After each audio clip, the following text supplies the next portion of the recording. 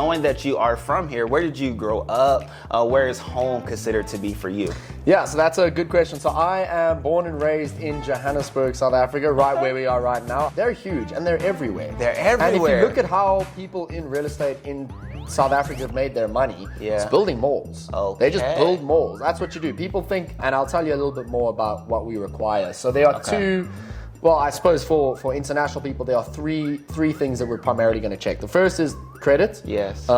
Just make sure that, So now in South Africa, it's true, they will only, for foreign nationals, they will only finance 50%. Okay.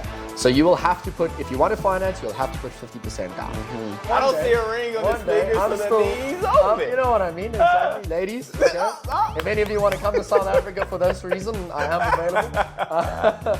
What's up, beautiful people, to another episode of For the Love of SA podcast. It's me, Ricky Jones Jr., and as you can see, I am not by myself. I have the great man. Before he says anything, let me share a little bit about him. So in coming over to Johannesburg, South Africa, we had to find somewhere to live. It's just a part of it. And in going through our searches and places that we wanted to be, we inevitably came up to Mike. And in reaching out to Mike, hey, this is place that we want to look at and we want to have. And he walked us through it and even did like a digital video call just to show us of like, here's the place, this is what it looks like, and ran to multiple apartments. But all that to say, it speaks of how great of a man he is. And so much so, the kids even love him. When they see him, they hug him, right? And he embraces them back. So it works out. It works out. And all that to say, we love Mike. Mike is our guy. I say it to him all the time. He's our realtor. He's our guy. And throughout this conversation, you'll understand why. And our hope is that you get informed on what all it takes to either rent a place, to own a place, or invest in a place here in South Africa. And at the end of the day, with it all said and done, you'll have a face, a contact, a person that you can get in contact with to help you along the way. So without further ado, I introduce to some, but remind to others, Mr. Mike. Perfect. Thank you very much for that introduction. I appreciate it. I must say right off the bat, it's an honor to be here with you. Obviously, I love your family. It's been an honor working with you through the process and that. But more so, I'm very excited to speak to your audience because I think we have a lot to offer in this country, and I'm sure you can be a testament to that. I mean, there's some things wrong, but there's a lot of things right. And I feel like when people come over this side, they're always shocked. You know what I mean? Because it's a lot different to what they hear. Sometimes in a good way, sometimes in a bad way, but either way, it's an experience that I really wish all of your viewers to have. So it's an honor for me to be here and talk a little bit more into it, because at the end of the day, I'm trying to encourage people to come this side. We have a beautiful country. I'm super pro SA. It's something that I think really needs to be put out there. So hi to everyone, and I hope to see you soon. There it is. I love it. I like it. And before we even talk about the real estate side of things, to your point, right? You love SA and all that it has to offer. Knowing that you are from here, where did you grow up? Where is home considered to be for you? Yeah, so that's a good question. So I am born and raised in Johannesburg, South Africa, right where we are right now. I grew up in the East Rand, which is by Benoni, more towards the airport side. Gotcha. My dad was actually working, and his family was working a lot in the airport for Denal Aviation. So that's why we were based that side for a while. Born and raised that side, eventually got out of that, decided to come work corporate jobs. And he ended up coming to the Johannesburg, Sandton area and moved the family this way. So I've been here for many, many years, basically since I think I was about 10 when I moved into the hustle and bustle of Sandton, Johannesburg. And I went to school around here. So I'm very much from Johannesburg. I went to go study in Cape Town for a couple of years. I went to the University of Cape Town, lived there for about 4 years, fell in love with that city. I don't know what your experience was there, but it was fun. I find it so beautiful. So eventually moved back this side, got in the real estate industry. I studied business science, economics, and law. Gave my dad a heart attack, told him, thanks very much, but I'm going to go and be a real estate agent.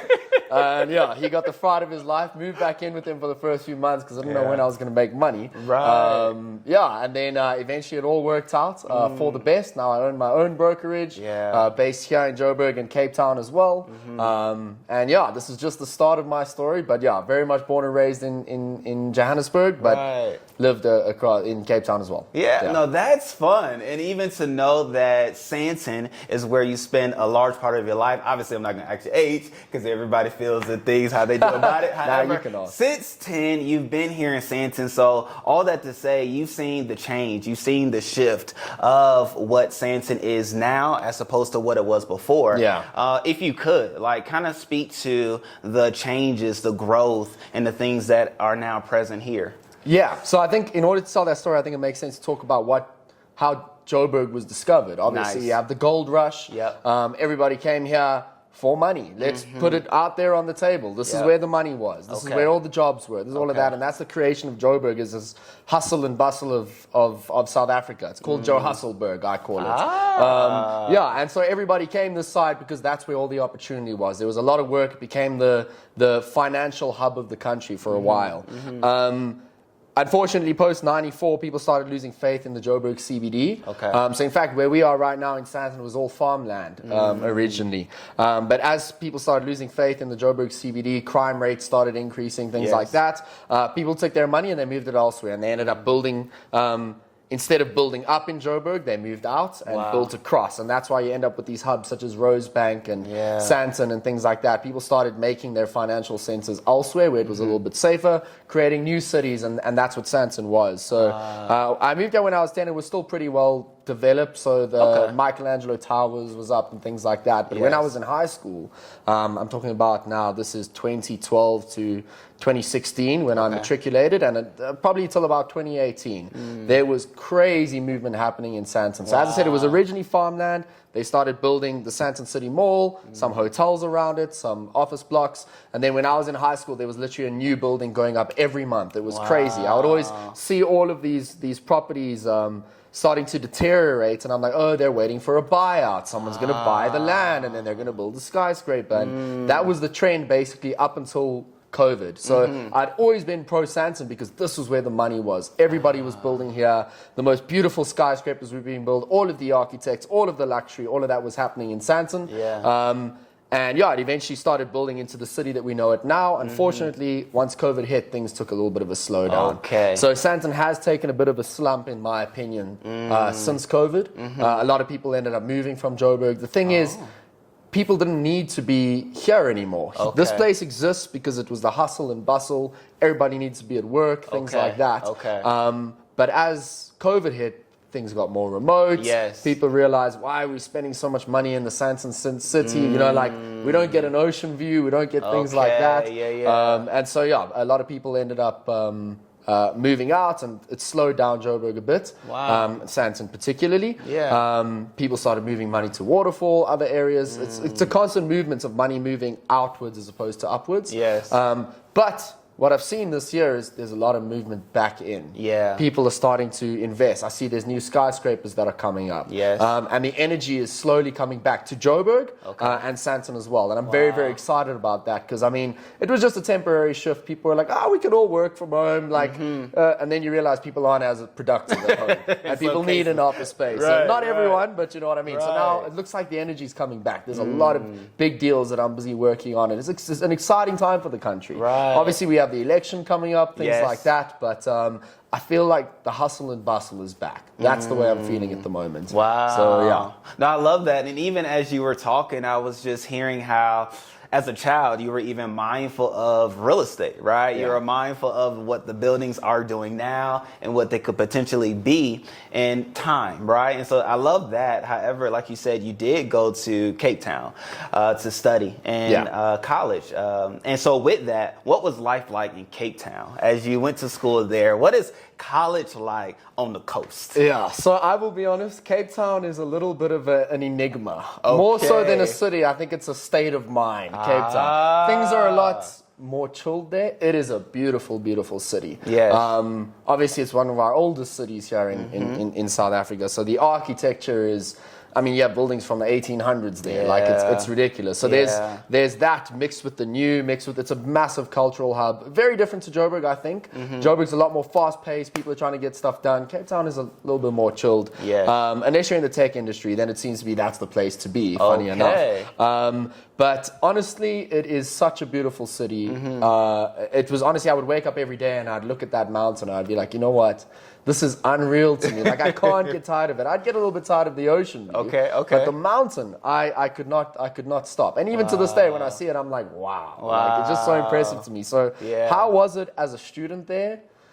Honestly, I think I was quite lucky, if I'm being honest. You move away from home, you get your own place, you set up your student life far away from anything else. You can go to the beach, you can go for hikes, you can go for... So, I mean, I worked my ass off, don't get me wrong. I was very, very busy with work. But it is such a beautiful spot. I like how even now, as an adult, you throw that in there just to... With work. Just in case. Just in case parents see this. I was working, mom, dad, I was working. But no, honestly, I'm very, very, very fortunate to have gone there, to be honest, because it was. There's a lot of international students that often go to Cape Town. Yes. Because obviously it's a beautiful city, so the exposure that you get there is a lot more international than Joburg. Okay. So a lot of Americans, a lot of Europeans, a lot of places like that. Yes. And honestly, that was amazing as a student. So I'd managed to set my whole life up there. It was lovely, and some beautiful real estate there too. Like, yes, very much so. Yeah, let's be honest. Very that's where. much so. Funny enough, there's an architecture firm there called Sayota. Okay. I don't know if you've ever seen the Selling Sunsets series or anything like that. Yes. But there's a specific home in LA. I think it was a $40 million home that they were trying to sell off in the first season. Those architects were South African architects called Sayota. And that firm builds a lot of the stuff in Cape Town. So funny enough, you're purchasing the same standard of home here, sometimes even a little bit of a higher standard, but for a fraction of the price. Right. Yeah, in South Africa. In South Africa, yeah, particularly in Cape Town, along the Atlantic seaboard. We're talking about Clifton, Camps Bay, those places. Absolutely stunning, and yeah, so I got a little bit of a glimpse into that, and I was like, you know what, maybe real estate is... I'm too fascinated about this stuff to just let it slide. But amazing. Yeah. The student life there was very cool as well. Big party scene. I can imagine, right? I mean, you have all of the different things, right? But let me just tell you a little bit about myself in the sense of real estate. And so I have a love for real estate as well. So much so that I did go to real estate school. Oh, nice. I completed it. However, I didn't take the test because I knew that wasn't the route I needed to take. And if I took the test, I knew I would have continued through. Yeah. And even went to a real estate firm at the time. Well, this might still be in existence, Berkshire Hathaway. Yeah. I forgot who he bought. But nonetheless, it was a company bought by them. And that was who I was going to work through. And so much so I love it, right? Awesome. So I watched like Selling New York, Selling LA, all of the various selling home shows I love and watch. And even like real estate YouTube videos I'll still watch. And even knowing that the Iron Man home is in Cape Town. Oh, right? yes. And so like things like that, I love it and I get it. So I get how your passion for real estate is there, and just the homes here they speak volumes and they are a cut above the rest. However, tapping back into you in school and in conversations that we had not too long ago, you shared how some of your friends, once they graduated and finished schools, they went to other countries, but yet and still you stayed here. Do you think that in doing so, it was because of your love of real estate, your love of South Africa, or the things that you saw were taking place that you wanted to be a part of here?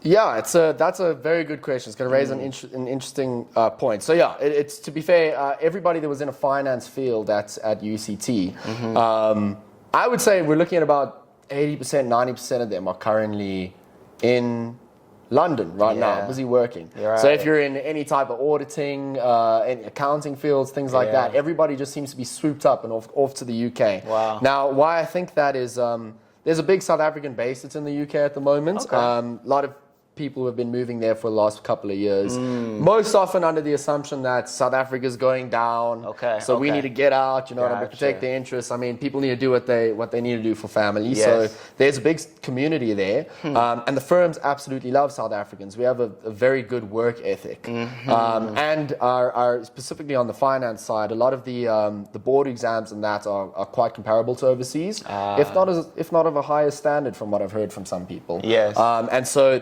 we're very employable, and you get paid a lot more. So on average, I think it's about 3.5 times more for the same job. In the UK. In the UK, as opposed to here. Yeah, exactly.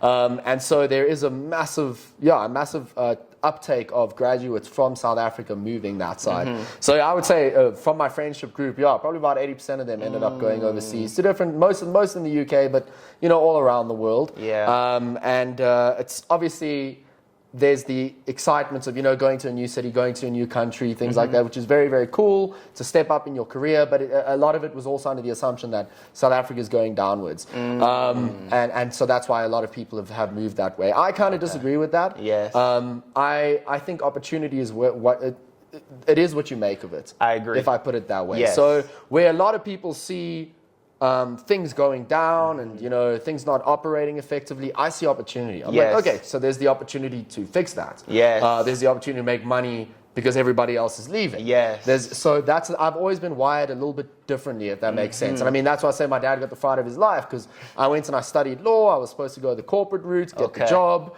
work up the corporate ladder. Yes. And then I was like, nah, I want to do it my own way. Forget about the salary. I'm going to go straight commission. I've always just been wired a little bit differently. And now I could be a bit psycho. Okay. And that could be the reason for it. I like to think that I am very sane. But, I think it's just an opportunity thing. So a lot of people move because they're under the assumption that things aren't getting better. I see it as an opportunity. Okay, well, be the change. Yes. Be the change. Yes. And so I stayed because I was like, we have the same architects. Our developments and construction is just as good. We have a big population, and we have a lot of problems, but with that comes a lot of opportunity. Very much so. And so I figured, you know what, I would stick. I feel like I also owe it to the country that's made me who I am to give back to it. Yeah. Whether that be in the form of paying tax or hiring people or whatever that may be. Right. I was like, I don't think it's time for me to go. With that being said, I think it's important to go see new places and new cities and things like that. And there will come a time in my life where I do a couple of stints in other countries. And I'd love to expand my companies to other countries as well. But for the time being, the opportunities here, I haven't done nearly as much as I could. And so until I'm starting to reach that ceiling, I think I'm gonna be here. That's just how I'm wired.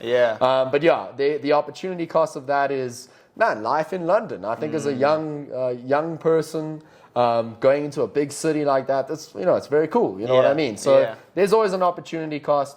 You lose a couple of friendships because they've gone overseas. You lose the opportunity to go overseas when you're young.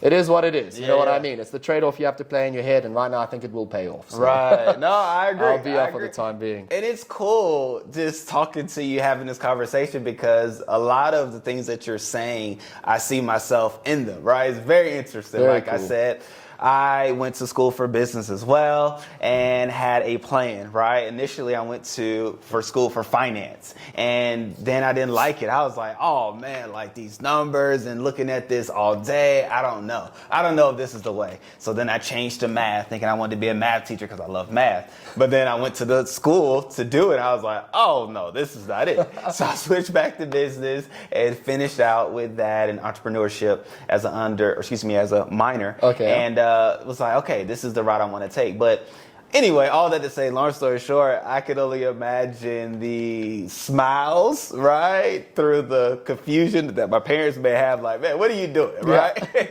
You had a thought, you had a plan. Though you finished, as far as like getting the degree, where you are right now, it doesn't look like what that was. But, in due time. No, it all comes together. Exactly. It all comes together. Correct. In fact, this was one of the most motivational things that ever happened. I remember, because it took me a long time to start making money in this industry. I mean, it's my first taste at entrepreneurship. Yes. I'm taking big risks. Everyone else is getting salaries and, work, drinks. And I'm just like, did I make the biggest mistake of my life? And I remember I went home one day and I said, Dad, I just want to say, like, I'm really sorry. Like, just give me a little bit more time. Like, I'll definitely make the money. I'll be able to move out. I'll be able to, set the life up for myself. So I'm very grateful for you staying here. And he was very supportive of that, Yes. But I was like, I'm really, really sorry. Like, I promise you I will work it out. And he said, son, don't worry. I know this is just your gap year. Don't worry about it. Okay. And I was like, what? Gap year? No, this is my career. You know what I mean? And that was probably the most motivating thing that ever happened, because I was like, now I have to make it work. Yeah. I'm too stubborn. You know what I mean? Okay. Going back to me would have been like, maybe a little bit of, I failed. You know what I mean? I'm like, I refuse. I refuse. Yeah. So, I think I'm just, maybe it's, that's where I think I might be a bit crazy, is I'm like, oh, really? Okay, I'll show you. You know what I mean? Sorry, this thing's busy squealing at me. Yeah, so that was probably one of the most motivating things. Is like, now I'm here. I've decided that I'm going to cut the life for me. Yeah. And it will happen. Yeah. It will happen. Yeah. However And it is that happens. happening. Yeah, right? exactly. It's and happening. That's the story. So it's a little bit of I don't want to call it arrogance. I would just say more stubbornness. Yeah, like it has to work now. Right, yeah. right. No, I love it, and it will work because Exactly. it is working. No, and for you're sure. determined, No, for sure. and I'm excited. And even as you talk about growing and going to other countries and other places, I'm even excited about that. Obviously, because it speaks to who we are. Yeah, exactly. And the different things that we look to do and places that we look to go. 100%. So, and for you guys, I think there's so much risk in that. Uprooting your whole family, moving in this side. It's a big decision, and like. All power to you, for real. Like, not a lot of people have the guts to do that. Yes. You know what I mean? And the tenacity to actually pull through on it and make it a success, which is what you guys have done. And mad respect from my side to yours. Thank you. I appreciate that. So even as we venture out and explore South Africa, let me ask you this. What's your favorite part of South Africa? Now, you definitely talked about the mountains and Cape Town. However, if you were to say, Ricky, Crystal, the kids, you all should go see X, what would that be? That's a good question. What I love about this country is that our landscape is so diverse. Very much so. Diverse. So you have the beautiful coastal regions. You have beautiful forests. Yep. You have beautiful bush, obviously, which is why people come to Africa in general. There's so much to offer. So what I would definitely say, I think a road trip would be very cool along the garden route. Yes. So where you'll start at like a Plet or a Knysna and go drive the garden route down to Cape Town. I think as a road trip would be amazing. Okay. Because then you can see the coastal regions so nicely. The beautiful scenery, beautiful mountains, beautiful ocean, things like that. I think that's definitely a must. Okay. Up here in Joburg, I would say, if you can, try and take a trip to Sun City. I don't know if I've spoken to you about Sun City heard before. About it. Yes. It's like a big resort that we've got out in the Pilanesberg, so you can do your game range drives in the bush and that. But it's like the self-enclosed city that they've got and created where there's they've got something called Valley of the Waves and that, where they've got like an artificial beach that they've created. Yes. So I think that's amazing because then you can obviously stay in a beautiful resort type of setting, but also have access to the game drives and stuff like that. Okay. The Magaliesberg mountain range is stunning as well. And 100% the Drakensberg. Okay. I would go check out the Drakensberg if I were you. That's probably the most beautiful mountain region that we have. Really? And well worth it. Well worth it. So you can do some hikes there. I don't know how the kids would be with a hike, but definitely go stay at some kind of lodge there just to take in the natural beauty of that mountain range. It is world class, I promise you. Yeah. Okay. So in fact, you know what? I'm actually going to push that there. You've done the Cape Town. Yes. I'd recommend the Pilanesberg, the game drives and all of that, but I'm sure you've done that. Everyone's done a game drive. Everyone wants to do a game drive. Right. What not a lot of people would go and check out would be the Drakensberg. Yes. Go check out the Drakensberg. Okay. That would probably be the pick. Okay. Now, it's cool you say that because I had a friend that not too long went on a hike there and she loved it. She was like, I could take 1,000 pictures and it wouldn't showcase its beauty. No, exactly. And even the various trails, I think she said over 100 trails that they have there. Some more difficult than others, but nonetheless, in it all, it was just captivating, beautiful. And even she shared how they did like an overnight stay, weekend stay scenario, and there were baboons that came and was like rummaging in the trash cans, right? Like that's it was classic, it was in the element. Yeah, exactly. You're out there in the elements. And obviously there's ranges to be, like how enclosed you want to be off of nature, because there's obviously the ultra luxury places where you don't get much of that. They chase away the baboons before they get to you. Or you have the option to just be in it. You know what I mean? I think, you know what, it's a cool experience to be in it. So it could be. It sounds like she had quite an interesting experience. Yes. But yeah, I would definitely recommend it. That's a good one. And as she said, she could take 1,000 pictures and she'd never be able to capture the beauty of it. It's like that's the country in general, I think. But yeah, regions like that, stunning. Okay, no, I dig that. Now, let me ask you this as it pertains to food. What would be a recommendation of a restaurant? And let me give you an area: Sandton, Waterfall, or Rosebank. But what would be a restaurant that you would recommend for a date night? Right, but then as well, knowing that we have our lovely kids here as well, what would be a restaurant that you would also recommend for us to take the kids to? Okay, that's a good question. And I get asked this a lot, even by you know, when you go on a date with someone for the first time and they're like, what are your favorite places? So this bottle keeps squeezing it. Right. And I'm just like, I actually don't know. That's a tough one. Okay. What I would definitely recommend for a more up-class type of setting is the Marble Group. So they own a couple of restaurants. They own Marble, which is in Rosebank. I don't know if you've been to that. They own Saint, which is in Santon here. I've heard of Saint. And they own another place opposite Saint, which is called Zoo, Z-I-O-U-X. All owned by the same people, but I would definitely recommend you go check out Saint. Okay. A little bit of more up-class setting. Beautiful architecture inside and interior design. The food, incredible. So what I like in a restaurant is obviously the quality of food is very important. Yes. I think in South Africa we do have a very high standard. Oh, very high. No, it's definitely high. It's, I would say, higher than the States as well. Okay, for sure. Very good. I actually have not been to the States. I've been meaning to go to New York. It's one of the places I really want to go to. But my dad went a couple of years back, not too long ago, and he's like, I mean, the portions are big, but I think we have better quality of food, particularly on the meat. Yes. So higher standard. So I would say I'm a bit accustomed to that. So I'm like, wherever I go, I think I will enjoy the food. This is a step up, definitely. Yes. But what I think makes a restaurant really nice is the atmosphere. Absolutely. And the feeling that you get when you're there. Yeah. And I feel like Saint is one of the places with the best atmosphere. And I would put this across the country. Okay. Definitely go check out Saint for a little date night. Will do. Now for a family place. Yeah. This is tough because I don't have kids of my own. Now. You know what I mean? You know, one day. I don't see a ring on his finger, so the knee's open. You know what I mean? Exactly, ladies. Okay? If any of you want to come to South Africa for this reason, I am available. He said it. But what I will say, I have a little brother, 3 years old. Okay. And, very little. Yeah, very little. Yes. Well, 4 now, sorry. Okay. I can just speak into what he likes. Okay.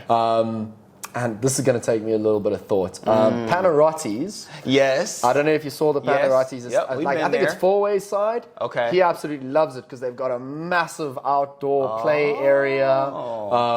The food is amazing. And when I tell you, I don't understand how this place runs. I would hate to manage it. Yeah. Because you open up their menu and they've got literally every type of food. Every type of food. Yes, I agree. It's insane. I was confused. I'm like, how big is that kitchen? Correct. How do they order stock? How do they, anything you want, you will find on that menu. Anything, that's true. So the food is also very, very good, but it's very expansive menu. Yes. But the kids love it because the play area is huge. It's like, it's probably 2/3 of the real estate of this actual setting. So you have the little restaurants and the seating area, which is massive, by the way. Okay. But that only takes up 1/3. The other 2/3 are just the play area. Wow. And so for kids, they would absolutely love a place like that. So it's Panarottis. I don't quite remember the area, but out Four-Way side. Maybe I can just link to it below or something like that. But I would definitely recommend that. Yeah. Noted. Okay, so we'll do that one. So the one we went to was in Rosebank. So they have a smaller, more like condensed play area. I'm trying to think where that would be. Not it's in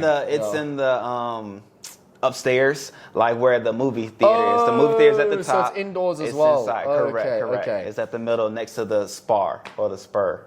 Okay. But nonetheless, So go check out that one. I'll send you a thing to it because it's incredible. What people love about it is that outdoor area, and it's huge. They've got like basketball courts and they've got for real and that one and play areas and obviously like places where you drive those little cars around. And very, very cool. We'll definitely have to take the kids there because they will love everything about what you just said. Awesome. Especially the car scenario. Ricky and cars. Oh my goodness! Like. Have to get him away. What's his favorite? As far as what, like cars or? No, he loves those black cars that you can like pedal with your feet. Like he loves those. Oh like, yes. When we'll go to like Joey Josie or Josie Joy, however you say it. I always intertwine the first and the second word. But nonetheless, he gets those and travels around and he'll ride it to the table, get some water, go back out. Like, he's locked in. Okay. But I guess it's just him being able to use his feet. No, exactly. Get around, That's like my little brother as well. Yeah, so. right. I get it and I love it. However, one thing I love about South Africa is their attention to kids. Like the restaurants and things and the options that we have to eat at with the kids are unlike in the States. I mean, only maybe a McDonald's, a Burger King, things like that would have play areas, but not to the sheer size or the opportunities or the various options that they have here. So I love it, which has made our transition as a family that much more easier, especially that we have our kids with us 24/7. But, you know, hey, time. I like hearing that because, I mean, we take this for granted. We're like, just like it's expected. Like, you don't have a kids area? No. What's wrong with you? Like, how can you be a family restaurant? You don't have a play area? Like, you know what I mean? Yep. So we do take that for granted. So it's nice for me to have these conversations as well, because it just makes you a lot more appreciative of what you have. You know what I mean? So good to hear. At best, at restaurants, you'll get a coloring book for the kids to color while they sit down at the table, obviously bored and want to do something else. And another thing, as you say, that is we come here and are so like hyped and excited about the malls here. However, I'll see in the comments or whatnot, people here saying, I mean, it's just a mall. What do you expect? Well, no, like the malls here are so much better. Yeah. Inclusive of so many different things that we don't get in the States. So we're here, we're like, whoa. I've done a lot of introspection as to why that's the case. Because I agree as well. Like, they're huge and they're everywhere. And if you look at how people in real estate in South Africa have made their money, it's building malls. They just build malls. That's what you do. People think build a skyscraper. Not necessarily. That's not where the money is. The money's in the malls. And I've done a lot of introspection into that. And like one of the complaints we have, you know, when we go to Europe and things like that is how walkable everything is. Yes. You have these walkable cities, which are obviously stunning. And I think we need to improve upon that in South Africa. But you're always like, there's so many people on the streets. Everybody's walking across. You have your front-facing shops. You have all of that. And I'm like, and then we're like, no, we don't have that in South Africa. People don't walk. People, you know, I'm just like, have you been to a mall? Because that is what malls are. That's our walkable city is these malls. So I think why that's happened is because we had such a big crime rate.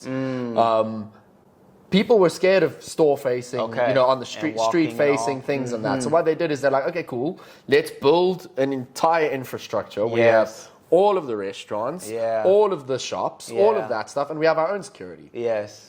And obviously the police have jurisdiction in that but they have their own security and their own procedures and their own of that. And that's let's say it's our example of a walkable city is we're like, okay, we'll just build a mall. That's how it's done. So if you had to take like a busy street in London or New York and you compare that to our malls, it will look very much the same. You know what I mean? So I think that's probably it, is like, because we don't have such a walkable city, we're like, okay, cool, we'll just put everything under one roof. And that's our excuse. So that's probably why it's so big, is it's trying to serve that purpose. You know what I mean? No, I love that. I love that, and the way you explain it just speaks volumes, but as well speaks to who you are and what you do and what flows through you, right? As a real estate agent. I feel like I'm a little bit one-sided now, Mike. You've got to be a bit more diverse in your speech. It's okay. But it speaks well, and your narrative is necessary because it brings it all together. And even speaking towards who you are as a real estate agent, right? And as an owner of your own agency, which awesome, right? Congratulations to go from wanting to do it to now doing it well to having others, you know, being a part of it in Cape Town and in Johannesburg. So, Johannesburg and Cape Town, right? That's how you put it. Right. Johannesburg first. Johannesburg is more my pride and joy. You know? And then Cape Town, which, you know, it's fun. Now, let me ask you this.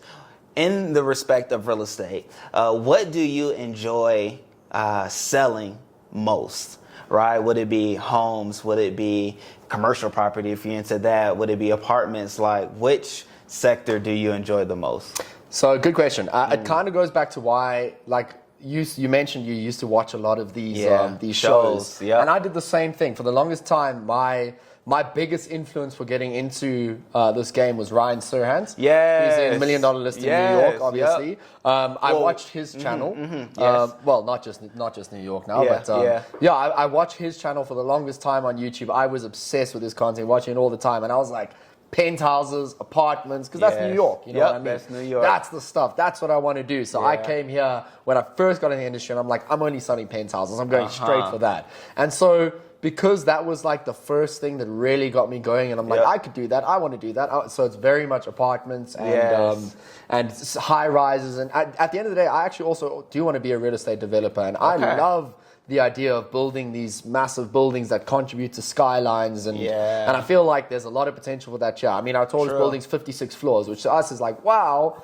Compare it to New York, it's nothing. You know what I mean? Compare it to Dubai, it's nothing. Yes. And so I think there is still the potential for that to happen this side. And Of so I'm course. like, I love that stuff. Yeah. I love these mixed use precincts that they build, you know, up into the sky. So definitely that stuff. I love penthouses. I'm a sucker for a view. Okay. That's why I'm so happy that you guys have got this place, because I'm looking out.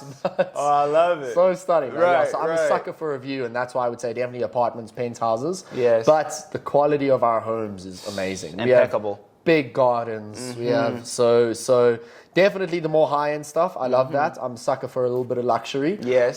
Commissions are a bit higher as well. But yeah, I would say I love apartment living. I live in an apartment myself. Yes. So definitely that would probably be my go-to. Yeah. But I love doing it all, man. Right, I love right. doing it all. No, it's cool that you say that Ryan Serhant is a part of your influence, right? Or one that you even look up to. And even just to see how he's gone from the New York market and has his own brokerage and doing great work there in New York. And I even follow his YouTube channel. Oh, and nice. Even get inspiration and motivation from him. Literally. Still to this day. And now as I look Shout at out you, Ryan Serhant. Shout out to Ryan. You know, if you see us, say hello. But nonetheless, I can even see your look. And it's like, oh, it's the Ryan Taylor look. I'll take it. I'll take it. Because I see him in the suits. I see him with the, you know, ties and all. Now, what will truly take you over is if you have a bunch of bracelets. Like, if the bracelets pop out, one bracelet. then, you know, that's like another one of his signature things. But in it all, with it all, that's amazing that, you know, through him and through the things that he's done has influenced you and has brought you to the apartment, the luxury, the penthouse things that then led us to even getting together and connecting and forging this relationship and even putting us in the place that we are now and hopefully to the place that we will go. However, in it all, right, knowing that even people from around the world essentially are making the move, are looking to come here, but even specifically to the Americans, right?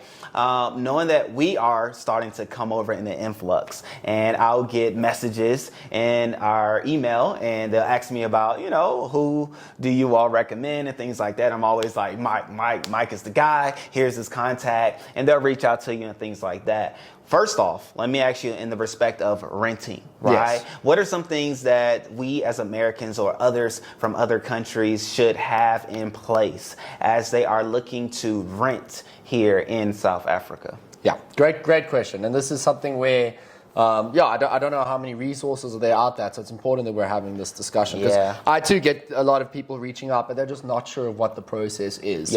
Number one is, what I would say, looking for a property in South Africa in general, go check out the portals. So that's just private property, Property 24. Yes. Try to find listings that are represented by brokers. Okay. And why I would say that is there are a lot of scams out there. Yeah. This happens all over the world. All over. But just make sure that you're going through a reputable brokerage. Yes. You can do a little bit of research on the brokerage. Just make sure everything that seems above surface. Because if you have a funny feeling, trust me, there's something wrong. Yes. This should all be just make sure that you're doing the right thing. Yeah. Even when sellers are representing their properties themselves or landlords, I still get a little bit cautious because they don't quite know the legalities behind everything. Yes. And so I would say definitely go through a brokerage. Just make sure that everything is above board. And I'll tell you a little bit more about what we require. So there are two. Well, I suppose for international people, there are three things that we're primarily going to check. The first is credit. Yes. Just make sure that you don't have any bad credit in the country. More often than not, you're not going to have any credit in the country. Correct. We're required to run those checks to make sure that there's no bad debts on your name and things like that you haven't rented here before. So the first thing would be And with that, what is the way that they check the credit? Because that was a fun thing that we were even inquiring. So I'll go through that now. I just want to explain the three steps. So the credit check. The next one is an affordability check, which, as you say, we just got to make sure that you can afford the place. And I'll explain how that is now. And then the third check is obviously that you're going to be here legally. Yes. So let's start off with the legal check, I think. You will have a 90-day visa where you can be in the country for 90 days at a time without requiring the full longer-term visas. What that then means is landlords will probably be a little bit pedantic and make sure that you are going to make sure that you stay these 90 days and you don't overstay your time. So for example, most of the time, they're going to say, if you only have your 90-day visa, you can only rent for 90 days. Okay. So they won't offer you 12-month leases or 6-month leases, all of that, if you don't have the visa situation sorted. Correct. So there are people that are trying to engage and come look for property now. You're not going to be able to take out a lease for longer than the 90 days. It is possible if the landlord specifically requires that you have to show a passport stamp after a 90-day period or something like that. But that's just one thing to consider. If you don't have your visa situation, you'll only be able to take 3-month leases. Yes. Some landlords don't like that. Ideally, they want longer-term leases. Yeah. As agents as well, we get better commissions the longer the lease. Right. So we try and push that stuff. Of course. So what that then means is that if there's competition on the property and there is a local, even if they don't have as much money or not as good credit, if it's a longer lease, they're probably going to try prioritize Of course. that. So my idea is that if you're going to be here to come and test out the place, stay a month, book an Airbnb, do something like that, so you can at least make sure that you're familiar with the area, and then get your visa situation sorted. So that way you don't run the risk of losing out on properties to other people that are taking out longer leases. So that's just the first thing. Is there is the requirement that obviously you need to be in the country legally. So that's the first thing. The second thing is the credit checks. So we have a whole bunch of credit bureaus in South Africa, and your passport number or ID number is the way. So what they do is they check that. They're going to run checks on that. More often than not, if you take out a bank account, a phone contract, anything like that, it's going to be tied to your cell phone number firstly, and then also your ID. So what they'll do. Sorry, my throat's a bit dry today. No, it's fine. It's fine. So what they'll do is they'll run a check through the credit bureaus on your ID number. They'll be able to see any open accounts you have, if you have any clothing accounts, credit cards, things like that. And they'll be able to see whether you're paying them right. Because if you're not, the person's going to log that. They're going to say, he didn't pay this month, she didn't pay this month, and it's going to be flagged on your credit profile. So that's that credit check that we do. And I recommend, even if there are any South Africans watching, do a credit check on yourself. Sometimes there's always something you didn't know was tied to you. Maybe you took out a clothing account at Edgar's years back, and you didn't realize it's still open and you haven't been paying it off. That will ruin your credit. So just things like that. They'll also go and check if you've had any leases before in the country. Because if you have, more often than not, it's going to be a public source such as TPN, which is a credit bureau that handles renting, things like that. It'll be recorded. So every time you pay late, every time you don't pay, it's all captured on these systems, basically. So that's the credit check. More often than not, if you haven't been here before, you're not going to have any accounts open, you're not going to have anything. So you'll pass a credit check because you have no bad credit. But we still need to go and check that. Of course. You'll get, if we work on a sliding scale from an A to an F, you won't get an A, you'll get a B. Because there is no good credit and there is no bad credit. And then it's a sliding scale down to an F, depending on how bad your credit check is. Landlords will often accept anything that's a C+. You know, maybe you were late on one payment, it happens.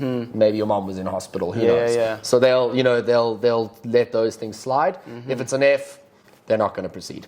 So that's the credit check that we run. And then, so the final check is the affordability check. And basically what we're looking at there is about your income needs to be 3 times the rental. That's the golden rule.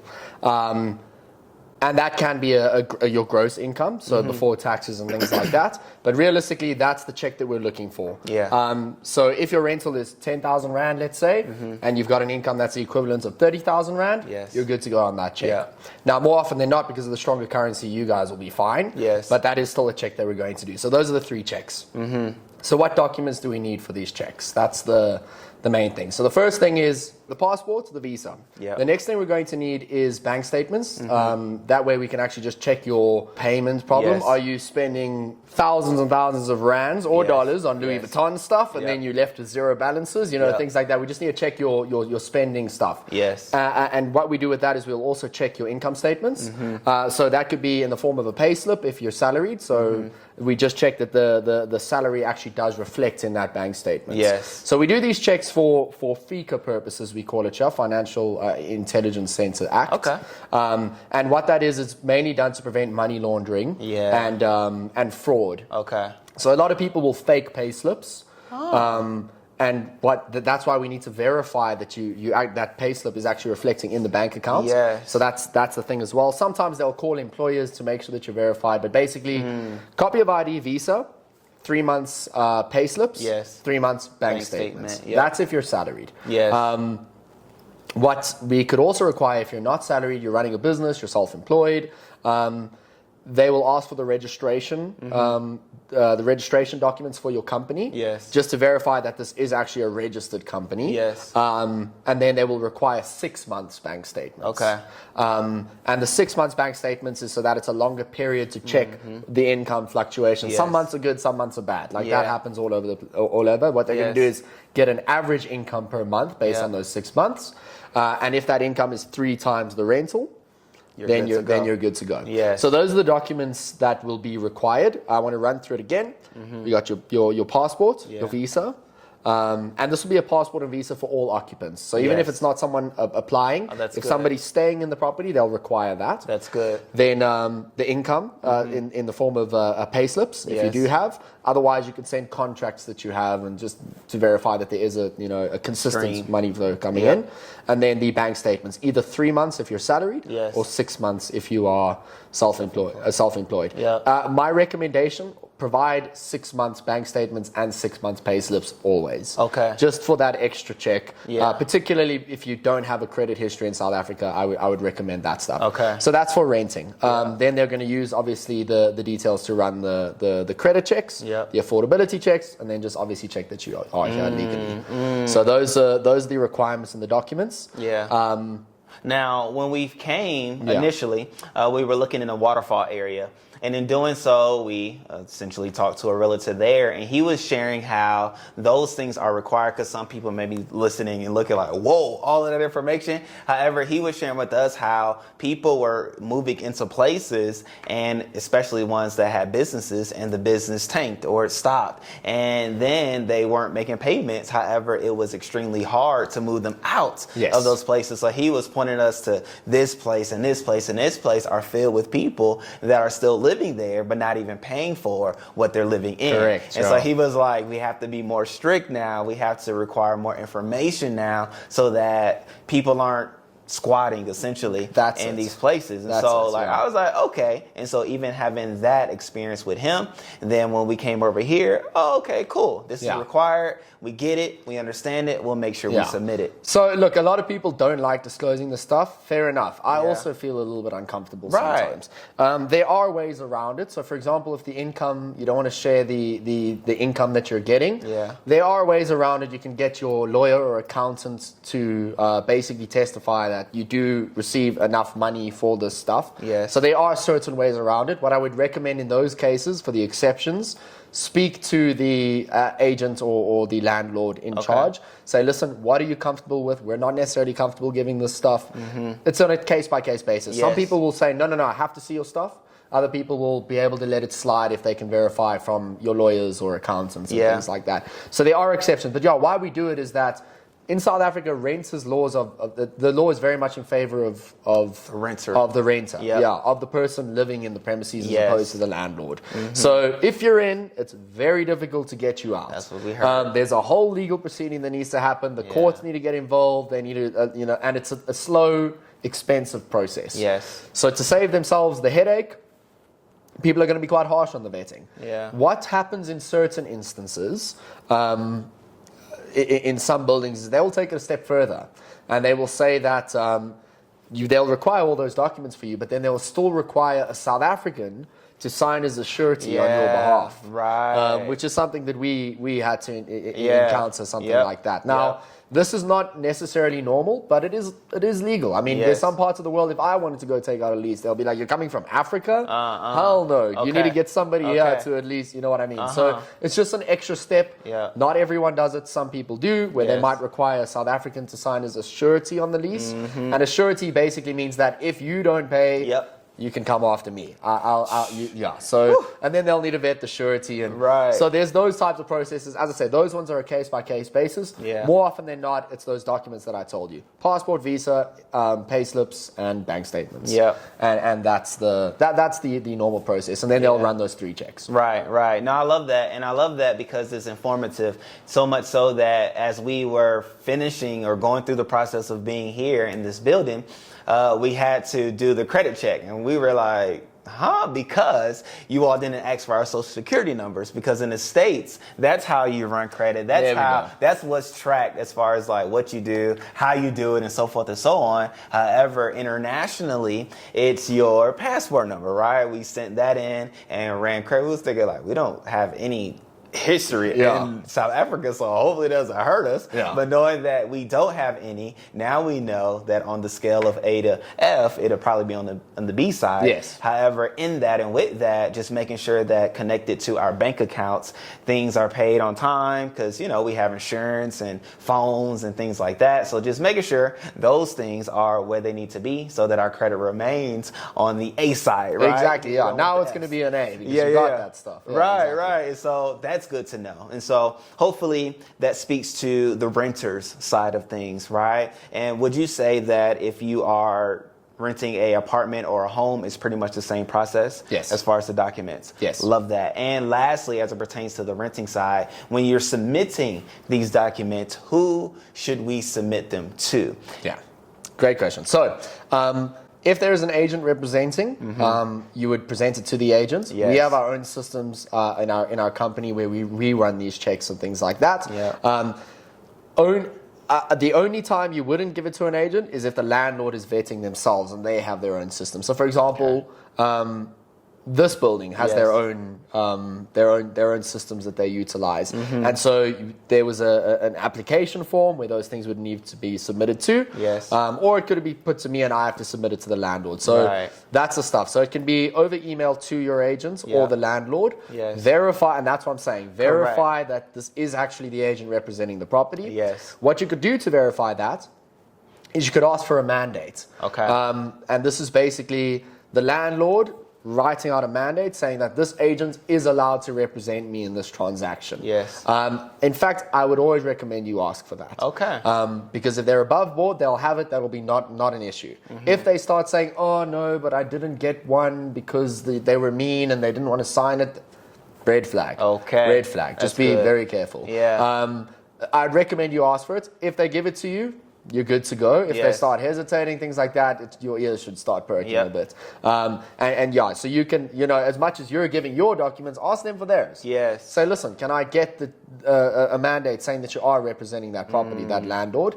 Another thing that you can get is their FFC number. Okay. So an FFC number is it's a certificate basically saying that you are a registered agent in the country. Nice. So we have our board called the Property Practitioners Regulatory Authority, which is our real estate board. And if you are a valid agent with them and you've gone and signed up with them and been accepted and things like that, you'll receive an FFC certificate, a Fidelity Fund certificate, and with that comes a Fidelity Fund certificate number. Yes. You can get that number and you can actually go onto the PPRA site, which I can link to below. Okay.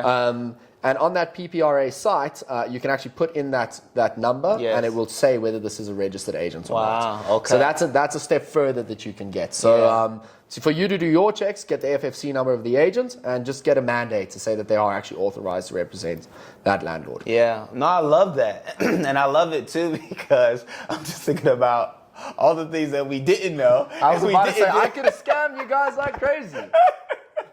Correct. We're sending documents. We're sending bank statements. And I say that too because you have people from all ages that are making the move, that are looking to rent here and things like that. And so obviously to protect people of older age as well as all ages, essentially, this is good information, right? This is good information. And thankfully, we ended up with somebody above board, right, that we highly recommend. However, if you do find a property that he's not listed on, these are some things that you can check to make sure before you send your information, have them to send their information and vet them out. So I love that. Okay. So I believe we scratched all content pertaining to renting. Now on the owning side, I know it's definitely different. Before we get there, actually, there's Absolutely. other things I just maybe want to point out on the renting side. Yes, sir. A lot of agents might slip the ball on this. Potential landlords will as well.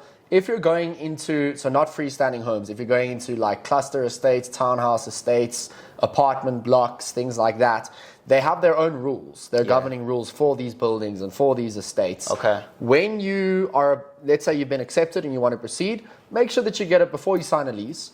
Get a copy of the rules of the building, and just make sure everything seems standard. There's not anything that's going to be too bad. For example, if you have a pet and you want to move into a building, an apartment block, make sure it's pet friendly and make sure you see that on the rules. Okay. Otherwise, the agent will say, no, it's fine, it's pet friendly, and then all of a sudden you move there and there's fines at your door and they want to get rid of your dog, or, you know what I mean? So just make sure that you've got the rules and you've agreed to them and you can sign them off. That would be the first thing. Okay. And then as well, when you're moving into a place, a lot of obviously security is very big in these buildings, and it's probably just important for you as it is for the people living in these buildings. True. Sometimes they won't let you move in unless the actual apartment block or estate has been informed that you're moving in. So you'll have to sign, in some cases, a movement form stating that on this day you're going to be moving in. Maybe if you're bringing furniture, things like that, you're going to need them to open the gate. They won't open unless they've been informed. Okay. So make sure that everything, including the building and the landlord needs to know, obviously, but the building and the estate, make sure that they're also aware that you're moving in. Okay. Because they can stop you at the door and say, no, we're not going to let you in. Yeah. So that's just another thing that I would point out. That's Just get the rules and then also make sure that they're informed that you're moving in. Yeah. Because the security don't know who you are. They will stop you. Correct. Okay. Now, even to that point, I'm now thinking about conversations I've had with others that have moved here or looking to find a place, and they have a struggle sometimes when the agent may tell them you have to pay the full lease. Right? So essentially, you start off with a 6-month or 12-month, and they're informed that they have to do the whole thing rather than month by month they can pay. Yeah. So what determines the month by month or the full length payment of a contract? True. So it's 100% dependent on the landlord. Okay. So because you don't have, well, more often than not, you won't have a credit history here. Yes. You've never stayed here before. They're a little bit uncertain because there's no ways of actually, verifying your previous payments and things like that. What they could ask, and it is a bit harsh, it's not always the case. Yeah. They could say, listen, because we don't know whether you're going to pay on a monthly basis, we want to just take the risk off of us. Mm-hmm. We don't want you in the place if you're not going to pay month to month. Can you pay up front? Okay. And sometimes they'll try to do that. I know that this building, for example, has been doing that a lot, where you have to pay up front, just because there's no history. Now, where you can get away with that is if you have a South African signing as a surety, because if you stop paying on a month-to-month, they can go after that South African. And they've seen the credit history of that South African, and they know they're good for it, for example. So it's very much dependent on the landlord. Sometimes they'll take the risk, sometimes they won't. Yes. It is a little bit harsh to ask people to pay up front. Right. But it's not just a foreign thing. Yes. More often than not, it's a business thing. Okay. So if you're running a business and there's no guaranteed source of income, like a salary, although you can get fired from a job, let's be honest, they might ask you to pay up front. So I know that's been the case with places that I've applied for, where I'm obviously running a business. My main source of funds is not a salary. It's the business that's being generated. It's commission. Because it's a bit inconsistent, I've been asked to pay up front before. Okay. So it is not just like a foreign national thing. Nice. It can be mainly just security for them, that there is because your income's not consistent. You could pay this month, but not next month. Correct. Pay up front. So there is that, but it is landlord specific. It's not a requirement that you have to. Yes, no, I dig that. So that's good information. And then lastly, we thought we finished renting, but there's another thought that came, right? Is when you are about to pursue a lease and things like that, is that you pay first month, last month, as well as a deposit, right? Yeah, in some cases. So what we will always require is a deposit, a security deposit. And on that deposit, when you pay that deposit, just confirm that it's going into an interest-bearing account. Okay. Because the income that's you're going to put that money is going to be put away into an interest account. Make sure that it is, and that they're not just using your deposit for whatever they want, because they're not allowed to. They have to keep your deposit in interest-bearing account, and that interest can accrue to you. Really? So it's the same thing as putting it into a savings account and then But just make sure that they're not going to touch it. You know what I mean? And someone's not just going to have cash under their bed and that's your deposit. You know what I mean? So just make sure that deposit is being kept in an interest-bearing account. Yes. They will always ask for a deposit. And the reason why is that if you leave a place, let's say you've been paying perfectly, but you leave the place and you leave it in a state. Of course. They're going to have to use that security deposit to keep it up to date. And another thing is, and in some cases, people will ask for double deposits. So in furnished places, they'll often ask for a 2-month deposit because the one is to cover the damage to the apartment, and then the other month that you're paying is to cover the damage to the furniture. You know what I mean? Things like that. And then it's also there if you don't pay your rent, they can take it from that deposit. That makes sense. So that's why. So there will always be a deposit to be paid. It will always be at least 1 month. Yes. For furnished places, more often than not, it'll be 2 months. And then, sometimes they could ask you to pay 3 months if they're still a bit uncertain. So that's all very landlord specific. Just make sure that it's being kept in an interest-bearing account. Yes. Now, who makes sure? Do we, as the rentor, speak through our agent to make sure, or how do we inquire as to where this money is being stored? So agencies have to have a trust account. Okay. And a trust account is set up for this stuff. So it's an interest-bearing trust account where all of these deposits are kept. Nice. We have to legally have that. Yes. So if it's with an agency, a reputable agency, more often than not it is. In fact, it has to be. You can still verify. Say, listen, can we just get the account details? And then you can also call the bank and check, listen, is this actually an interest-bearing account? But so agencies have to have that aside. The landlord as well will have to put it in there. You do have to do it. Okay. So you'll either ask your landlord or the agent, listen, is this being kept in an interest-bearing account? And you can get the account number, and more often than not, you're the one paying it, so you will have the account number on the invoice. Yes. You can call the bank and just verify. No, I love it. I love it.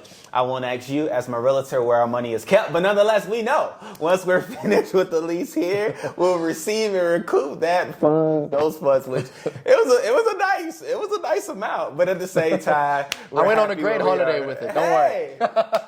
You heard it here first.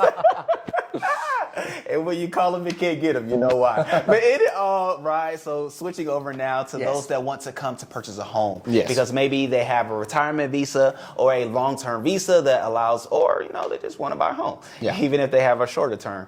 But nonetheless, in talking to others that have purchased a home here, they said that they had to put down 50%. It was a requirement. And if they financed the rest, they had to sort that out and things like that. However, in purchasing the home in the States, right? And so I'm going to do it that way and just see how it is here. When you purchase a home, you go through an agent, obviously. Most often, you go through an agency. There are some people that sell their homes themselves. Okay, boom. They want to they want to get all the commission. FSBOs, I think you call them. Okay, For sale by owners. There it is. And so with that, then you do a inspection, right? You inspect the home just to make sure it's in tip-top shape, and anything that comes up, you negotiate. Hey, maybe the seller pays for those things, updates those things, maybe changes the AC unit, various things that you write out in the contract. And then, once there's an agreement and maybe the price goes down or whatnot, we then, buyer and seller, agree upon the terms and the conditions and go through the process, and boom shakalaka, you end up with the keys to your new home. Seller gets their money, goes about their way, and transaction is happy ever after. How does it work here? Is it similar to that, or what's some differences? So I think yes and no, that it is similar, but there are a couple nuances to it. I'm going to take you through the whole process. Talk to us. Let's say we're looking on the sites, we see, that house is very, very nice. Yes. First thing we do is we check that the agent is actually a valid agent. What's their FFC number? Can I see your mandate that you're actually allowed to sell that house? Okay. A lot of people will be, maybe even if they do have their license, they'll be taking their luck, and they're not, the seller hasn't actually asked them to go and put it up. Or maybe they were before but aren't anymore, and they might keep it up to just try and, get their way in. Right. Perhaps on a sole mandate by another agency, but they didn't take it down. Make sure that they are actually legally allowed to represent the property. Okay. Correct. So that's the first thing, is just make sure you do that. As the buyer. As the buyer. Yes. Yeah. So make sure that you are actually dealing with the right person. Yes. Okay. Let's say they've presented you with the mandate. Everything is above board. Great. We want to go and purchase the property. It depends if you're here. I would always recommend, look, if you're going to buy property, you have to see it. You have to be there. There's always a lot of stuff with property that sometimes you know what I mean. So make sure you either have a contact on the ground that can look for you. Yes. At the bare minimum, get a video tour of the place and things like that. But I would say if you do get the opportunity to buy a place here, just come and check it out for yourself. Yes. You never know. And that's the thing with property, I'd say, all over the world. Make sure that you're in the place. You have to live it. You have to feel it. You have to, just to make sure it's the right investment. Yes. Okay.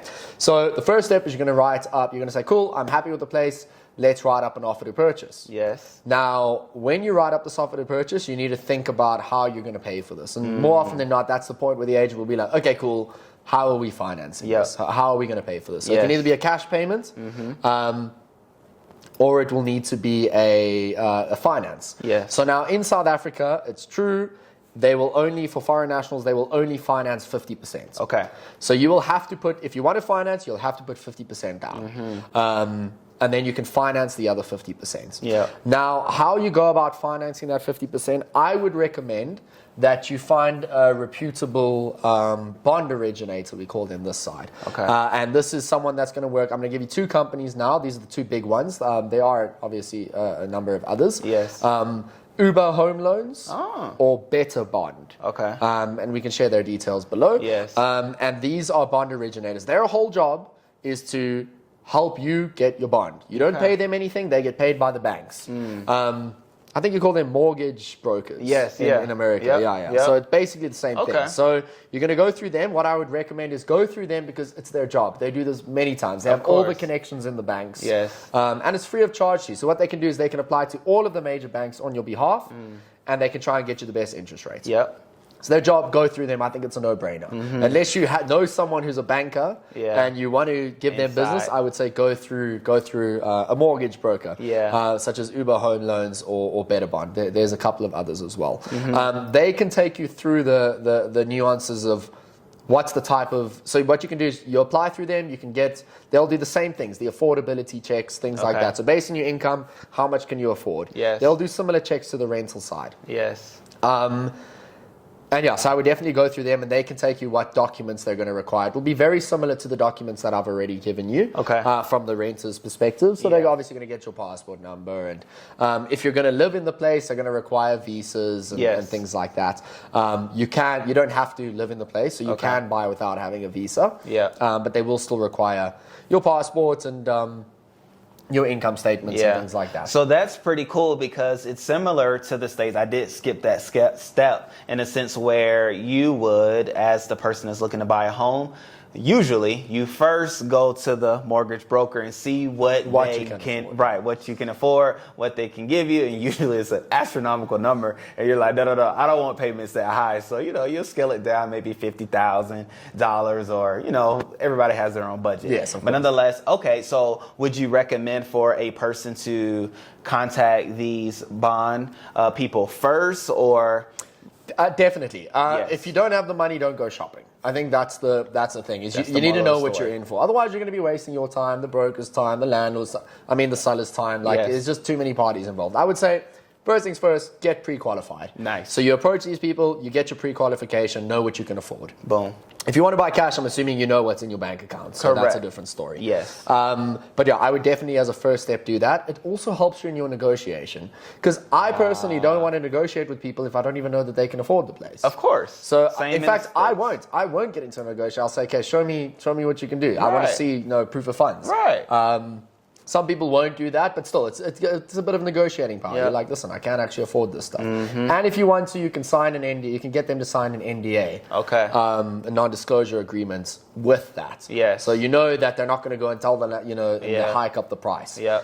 So I'd recommend definitely show them the pre-qualification, but make them sign an NDA if you want to. Anyway, so that would be step one, is know what you can actually buy. Of course. Know what you can actually buy. Yeah. Now, what is quite different in the market, specifically on the repayments, it doesn't matter too much because you're always going to have to put down 50% here. But our interest rates are a bit higher. Yes, I did quite a bit that. higher. Yes. So realistically, right now, for property to be a worthwhile investment, I think you're going to have to put down 50% regardless of who you are. Okay. That's the only way that you're going to be able to repay that that bond. Is if only half of it is being financed, because the rental return on that is going to offset only half. But as I said, if you're a foreign national, you can only finance 50% anyway. Right. So. That's good information to know, and even speaks to whether or not you're investing in a home or even an apartment. It's still that 50%. Exactly. Yeah.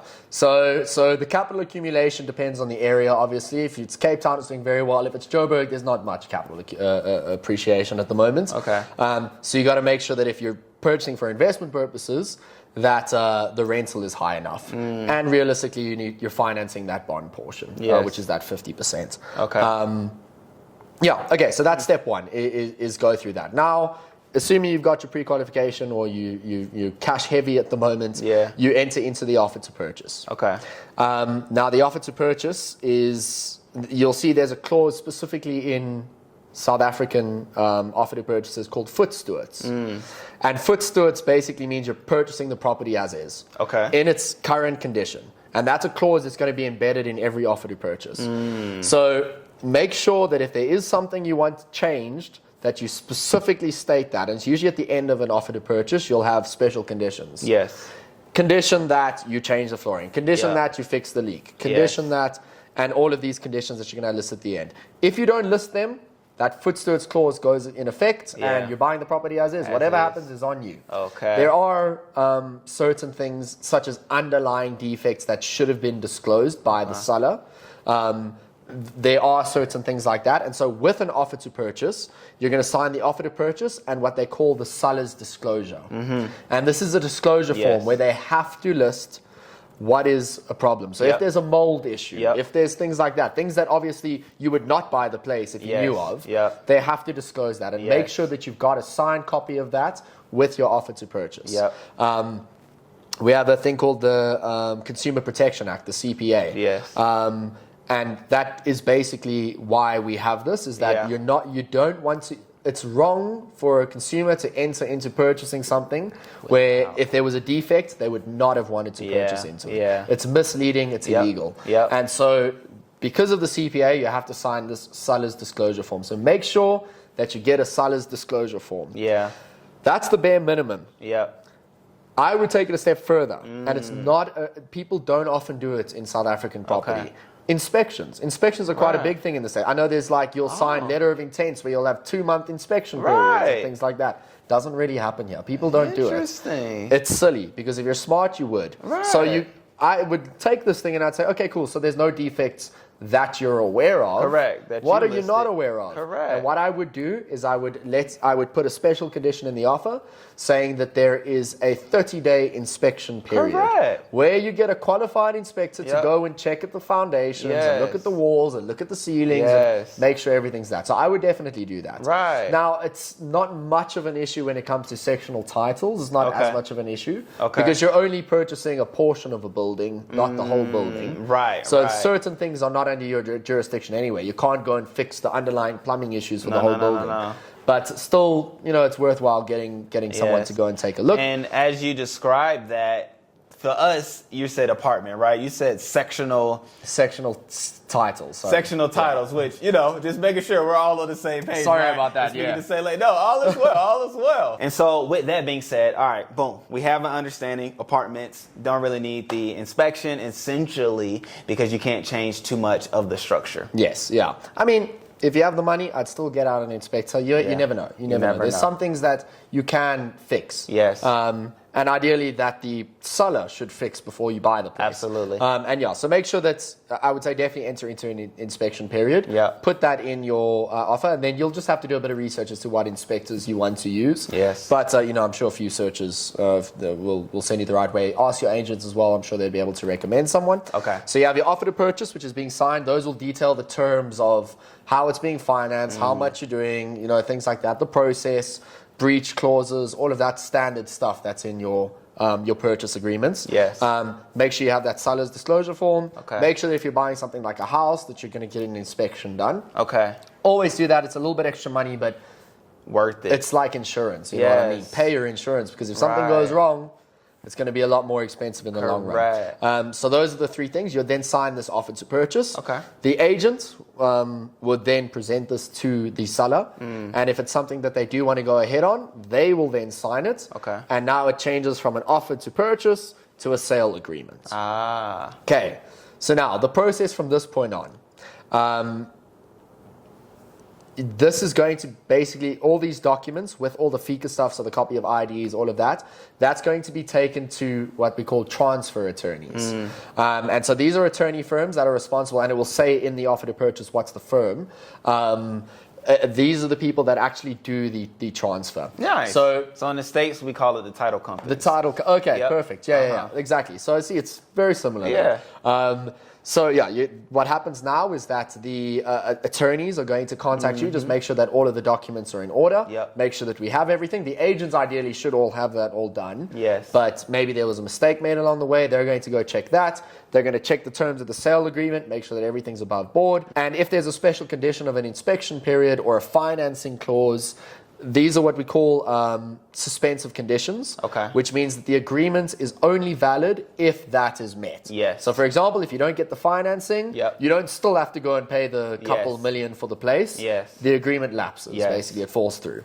And so these are the suspensive conditions. Same thing would be if the inspection goes badly, and you have that as a condition. You know what I mean? The offer's going to fall through.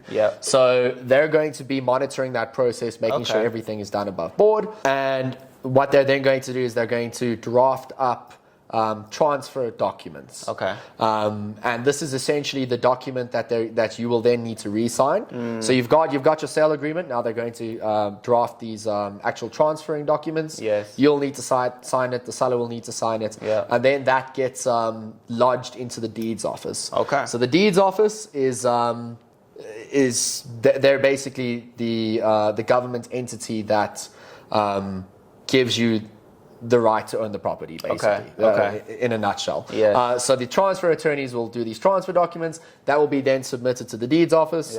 And only once they do their final checks at the deeds office will the transfer go through. So now this is quite a long process. On average, it's about 3 months. So from the date that you sign the offer to purchase to when it actually gets transferred, I'd say on average it's about 3 months. A month for all of the bond and the inspections and all of that. A month for the transfer documents and things like that. And then eventually it gets to the deeds office. The deeds office is very quick at the moment, but they can be slower. Right now it takes a week. But it can take up to a month for them to actually go and put this thing. One thing I will say in South Africa, property ownership, everybody knows who owns a property. So you can go to the deeds office at any point in time and say, I want to know who owns that particular property, and they have to show you. It has to be in public record, a public record, basically. So that's why people get clever and they'll register in trusts and they'll register in companies, because it's got tax purposes, but it's also got protection of personal information purposes.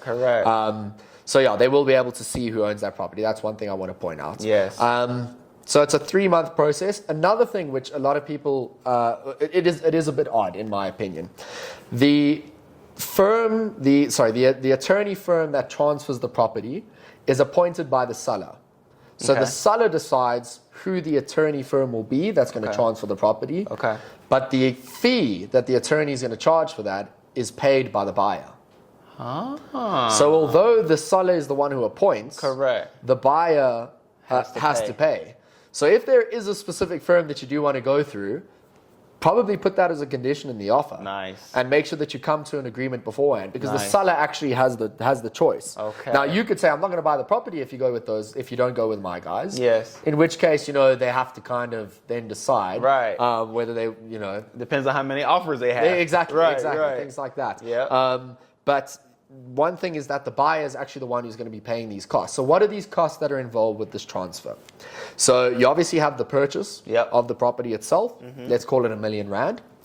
Then you have your bond costs, which is the cost that you pay to the bank to finance. So it's the costs of getting all the financing done and all of that and actually distributing that. And that's what we call bond costs. And then the final cost is the transfer cost, which is the attorney fees and all the fees associated with the process of the transfer. What I would do is make sure that before you enter into the contract, you know exactly how much it's going to be. So there are ways to know. There's online calculators. And also, if you've been speaking with your bond originators, I would say bond originator over agents, they will be able to tell you more or less what these costs are going to be. Because a lot of people think, okay, cool, I'm buying a place for R1 million, I got to have R1 million. No, you got to have about 1.1 million rand. So there's an extra 100,000 rand. 50,000 rand probably going to go to the bond. 50,000 rand probably going to go to the transfer attorneys. Yeah. And so make sure that you have an idea of these costs that are involved. Yeah. So those are the upfront costs that you're going to have to pay for this. Any questions on that? I don't know. No, you're good, because we've had friends that have started the home purchasing process and gone through the process and get to, I guess, this point where it's like, whoa, this isn't the cost that I had in mind. Yeah, or so much more. Right. And so it fell through, or something else has happened. So it's good that you're even sharing this, because it will allow for us all to have the information and knowledge to know what could come up or what would come up. But then even knowing that it's up to the seller to decide who the attorney is, right? It can also determine the fees. Exactly. Each attorney has their own fees that they charge for their activities. Exactly, yeah. So more often than not, it is on a sliding scale, and everybody has to stay competitive. Okay. So if it's a 10 million rand place, it's going to be more expensive than a 1 million rand place. Okay. But people are often charging the same amounts. Yes. It is very, very similar. There will be slight differences, but normally it's about the same. It is a sliding scale. Okay. I'm not quite sure of the legality around it, but I think they are under a jurisdiction to keep it competitive. Right. So it's not like one is going to be 3 times more expensive than the other. They do have to stay somewhat competitive, and I think it is a legal requirement, although I'm not sure of that. Right. But still, it is a bit of a thing like, okay, but why do I have to pay if you're the one who's appointing? Like, surely I appoint then? Yeah. So it is a little bit of a dispute that happens all the time. Right. But that's more often than not how the process goes. Okay, now let me ask you this. Sure. If you're paying cash, does it still take the 3 months? It can be a bit quicker because you don't have to wait for the bond to be side, approved. Yes. Or payment for that side. True. Right. The payments are usually the quicker part. They can make the payment in a day. Yes. The hard part is then getting the approvals to actually go and approve your bond. Okay. And that can take about a month. Right. So it is a bit quicker, but if you were smart, you would still have an inspection period. Of course. Which would probably come up to that time anyway. Okay. So it can make it faster. Right. Maybe 2 weeks faster. Yeah. Not much faster, you know what I mean? And a lot of people try and use the cash as a negotiating factor. Of course. I would say it's not so much a time delay, it's more so a guarantee that they're going to get paid. Because people can enter into agreements when there's a bond that needs to be approved. And then 3 weeks later they found out, sorry, bond's not approved. And then it's a 3-week waste of time, you know what I mean? Right. So that's your negotiation, is not necessarily the time that you get back. It's more so the fact that you're guaranteed that the sale is going to go through because he has the money. Right. So that's your negotiation tool with the cash. Yeah. No, that makes sense, because even when we purchased our car, we were like, we're paying in cash. Can you work on the price? No. The price is the price. Whoa. Okay. Because at the stage, like, if you're paying cash, you have a better, depending on what it is, right? Not all things, but you have a better bargaining chip, right? But okay, that makes sense. Yeah, exactly. So, I mean, to be honest, the perception is still there. So you can play on that perception. Like, a lot of sellers don't really know. So they'll be like, oh my gosh, it'll be so much faster because I don't have to wait for the bond. Not really. But so you can still try pull it. But if they're smart, they'll be like, I don't care. I'm prepared to wait. Like, it's going to be the same thing anyway. Yeah. So it's more so the guarantee that the sale is going to go through. Yes. That's the thing. It's the opportunity cost that you're going on. Yeah. What I will point out as well is when it comes to these transfer costs, they can get quite high depending on so the attorney fee is about the same. The transfer costs will differ greatly. It's kind of exponential. The more expensive it is, the exponentially higher the transfer cost. Interesting. That's not the attorney fee. Yes. That's the tax. So it's what we call transfer duty. Yes. And that's a tax that's payable to governments. Okay. For the transfer from one owner to another owner. So it's it's an exponential scale.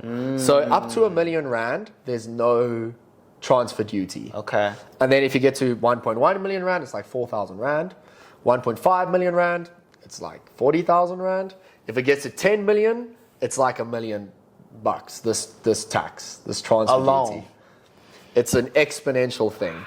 So So that's interesting. You have that's to pay what makes it all more out. expensive. And you can't lump that into your financing or anything like that. It's possible. No, that's gonna be on top. Sorry, no, that's gonna be on top. Yeah. So you could still take out a loan for it if you wanted to, but it's not going to be tied to the property. No, it's not going to be in the bond.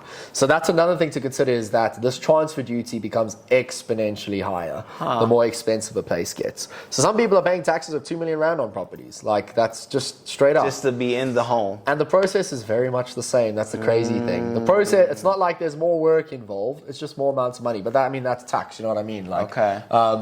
So yeah, that's one thing to consider. So a way to get around that is if you're purchasing from a developer. So developers, because they've developed it, they've got it in an entity like a private company that owns the development. Yes. Because it's never been owned by a person before, you don't have to pay this transfer duty. Okay. So instead of that, you're going to pay VAT. Yes. So value added tax. So that's what you're going to pay instead of the transfer duty. So to clarify, if you're purchasing from a developer, you're not paying the transfer duty, you're paying VAT, which is 15%. Period. 15%, that's what it is. Of the price of the home. Of the price of the home, exactly. Yes. So it's 15%, and that's a set standard. So you got to take that into account. It's like, is purchasing from a developer at 15% VAT cheaper than what the transfer duty is going to be, which is a sliding scale? You can see here it's good, here it's not. You know what I mean? So that's the thing you can play around with. So you're not going to pay both. You're either going to pay VAT or you're going to pay transfer duty, not both. Okay. So that's kind of what's involved in these transfer costs. Ooh. Yeah. Woo! Now I see, because I'm thinking of the conversations I've had with people that have purchased homes and the added costs that they were surprised by, right? So I'm even hearing like 3 different added costs. You have the bond scenario that you have to pay for if you do the financing. You have the attorneys that you have to pay for in general, right? It is what it is. But then as well, this transfer or costs, the VAT, depending on if it's with a developer, a new home. Exactly, And that's why, like, sometimes if you're buying a place for R1 million, you're like, okay, it's an extra 50,000, not that much of a big deal. But then you get to a place that's like, you're buying a place for 10 million, and then you realize that there's an extra $1 million you need to pay. And you're like, what is going on? Yeah, so that's just something, and all of those can be disclosed to you up front. So just make sure you do your research and you understand that there are these costs involved. Yeah. And that'll also help determine, are you willing to spend 10 million rand on a property? Correct. You might think you can afford it, but you didn't realize how much the extra cost is. Yes. So that'll just help determine, how much of what the value is of the property that you want to buy. So make sure you have an idea of that. Yeah. And these tables are out there. You can actually go to these consultants and they'll give you tables. If you're going to buy a place for R1 million, that's your cost. 2 million rand, that's your cost. 5 million rand, that's your cost. And you can just make sure you have that up front. Yeah. And then just another thing that in terms of extra costs, a lot of people, no. This is after the fact. So now you've purchased the place. A lot of people don't realize, and this is not necessarily the foreign national thing, but the property owner thing in general. You think, okay, I bought for the property, that's great, I'm fine. I just have to repay my bond. Not necessarily. There are also costs of ownership. So, for example, we have here in South Africa, we call it rates and taxes. Okay. And then levies. Yes. So, if you have a freestanding house, you're just going to pay rates and taxes. So, these are the taxes to government, the refuse, the utilities, all of that stuff roads, that you're still going to have to pay. Things like that. Exactly. Okay. So, those are the rates and taxes. Then you get a levy. So, if you're purchasing into a sectional title, which is basically an apartment block, sometimes even cluster homes. Yes. If it's in an estate, it's a sectional scheme, basically.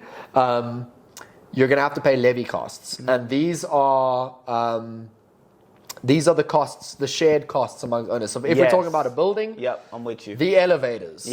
And the common areas and all of that, those all form part of the levy. Yes, and so in the States, we would call it like the HOA or the CDD. Okay, essentially the cost that maintains the building, the area, the grounds, and the roofs and things like that. CDD, what does that stand for? I couldn't tell you. Okay, but we hated it. So if you had to pay it, you hated it. You're like, what is this? So just going into some of the costs. Now, this is after the fact. I've spoken about rates and taxes, which are standard. You're always going to have to pay. It's based on the value of the property, and that's going to be paid to the government along with like refuse and things like that. Okay. And then you have your levies. So now your levies can come in two forms. It can either be from a sectional title, so apartment buildings, things like that, or homeowners association fees, which are HOA fees. So now these are fees for your estate. Sometimes there's a specific road that you're on, even though you own a freestanding house.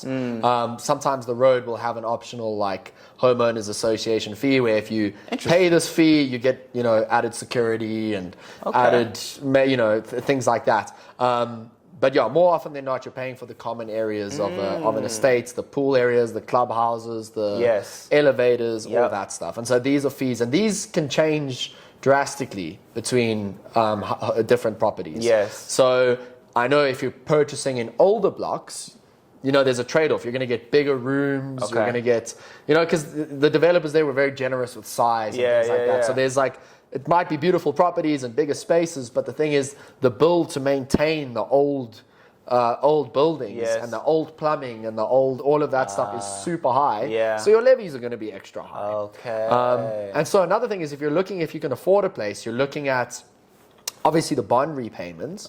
So you can say, okay, this is how much I have to pay to the bond each month. How much you're going to have to pay for the rates, how much you're going to have to pay for the levies or the homeowners association. So always get these fees up front, because you might think, okay, I can afford a bond of 10,000 Rand a month, but you didn't realize that there's a levy bill of like 7. So now technically you can only afford half of that. You know what I mean? It's going to affect your bond. So yeah, these are all these hidden costs that, should actually be disclosed up front, but aren't always. So just stuff to look for. Right. And so in the disclosure side of things, who would disclose it? Is it on the buyer to go do the research and find out all this information? Or can you have a conversation with your agent to know this information? So the agent should collect all of this up front. They should do it at the mandate stage, where they have everything. And then if you're ready to proceed, you can ask for these documents. I don't know if they will automatically give it to you. I personally do. Some people might know that levy's a bit high. Maybe I just mustn't tell them. And then if you don't specifically ask, they might not give it to you. Now you can have a claim later on that you were unaware, but nobody wants to get into those legal arguments. Nobody wants to have to get lawyers involved. Ask it up front. So what are the things that we're going to ask for up front? So number one, we want, obviously, that seller's disclosure form. We want an inspection. We then also want a copy of the rules, the rules of the neighborhood, of the neighborhood, of the building, of anything like that. So you get these rules. We're going to ask for the rates and taxes statements. We're going to ask for the levy or homeowners association bills. So we can see how it's structured, what's being charged. I spoke about the rules. What you would also do is, if you're buying into a building, there's obviously this levy which is being charged. That levy, it's required that the building has to have, or even the homeowners association has to have financials to show, listen, you're buying in a building that is financially healthy. We have a reserve. If something goes wrong, we have the funds to go and...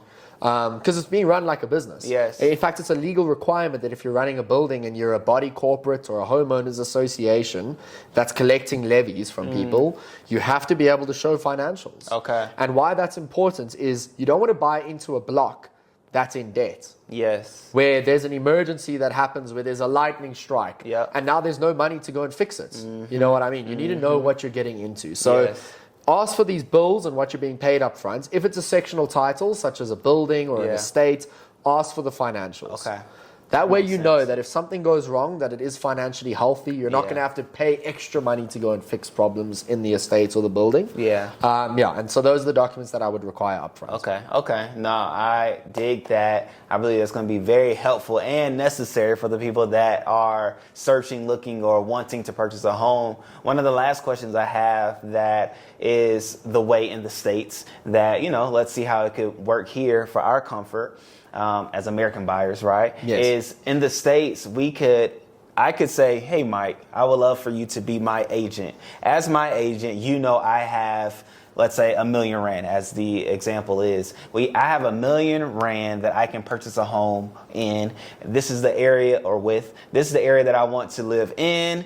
Can you find me a home in this area at this cost? And you go for it. You show me like 3 places and things like that. Is that an option here? I ask because as we were doing the apartment search, I recognized that each apartment had its own agent. Yeah. And so essentially it would have been easier for us, because that's just the way we know, if I had one guy, Mike's my guy, and hey, Mike, go for it. Show me places. You know what we like, you know what we want, and see if you can find anything like that. Is that an option here? So it is an option. It's not the norm. I think it should be the norm. Okay. I think it should definitely be the norm. So how it's focused, Chaz, is very seller focused. So the seller appoints an agent to represent them, and that agent fields the inquiries from all the buyers, and perhaps that agent works with other agents. Okay. So it is possible to say, listen, Mike, please will you help me find something? The only thing is, it's not a normal agreement, and so the commission that's being paid is often shared with the agents on the seller's side. Correct. So the seller gets a mandate that says, listen, it's going to be 5% commission if I sell this place for you. Now, let's say that I go to that agent and I say, listen, I have somebody who wants to buy a property. Would you be willing to work with me? And I, as an agent, need to get into a negotiation with the other agents, which then splits. So the buyer does not pay the buyer's agent here. So there is not necessarily a buyer's agent, because that's not really a transaction that happens. Right. So it is possible to ask somebody, listen, I want to buy a place, can you represent me on it? Because they know the questions. Yes. They know the areas. They know what documents they need to get. They've got your best interest at heart. Yes. So yes, but then they have to try work with other agents. Correct. Now in South Africa, it's not a big collaboration. It should be. It's not a very big collaboration culture. So a lot of people are being like, no, I don't want to work with an agent because I can sell it myself. I want the full 5%. I'm not willing to share. So it does sometimes...